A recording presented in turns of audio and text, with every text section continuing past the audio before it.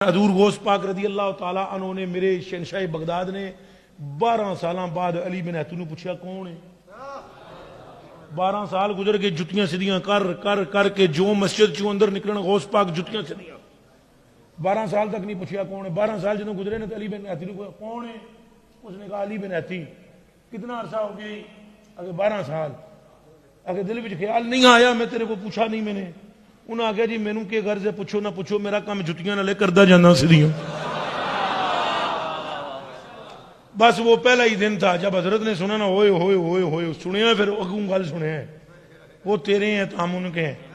जदों ये गल की ना तो आपने फरमाया चल फिर। जुम्मे का दिन था फजर की नमाज में ये वाकया पेश आया तो आपने फरमाया चल फिर आमी ना जुम्मे तेरे ना गल कर सा। नजर पै गई ना तो जुमे वाले दिन मिंबर पर गौस पाक बैठे हुए जनाब तकरीर कर रहे हैं तो अली बिन हैती पहली सफ में तो सह गया। अली बिन हैती है जिस तरह मेरा संगी सह जाए सह गया। वो गौस पाक मिंबर चू उतरे दौड़ते जाके दो जानू हो गए अली बिन हैती के सामने मुस्तफा से मिलाते हैं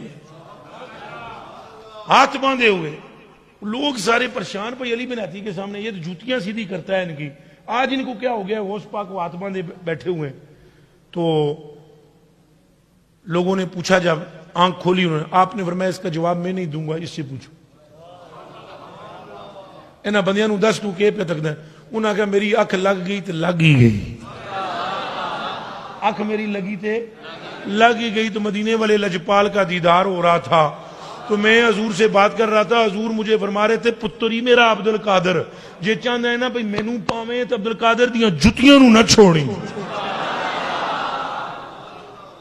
अब मैं अर्ज करने का मतलब क्या है कि वो ख्वाब में हजूर को देख रहा है। अली बिन हैती गौस पाक जागदे तक दे पे अली बिन हैती ने हजूर नूं तक रहे। ये इनके दरवाजे से मिलने से हजूर तक बंदा पहुंचता है।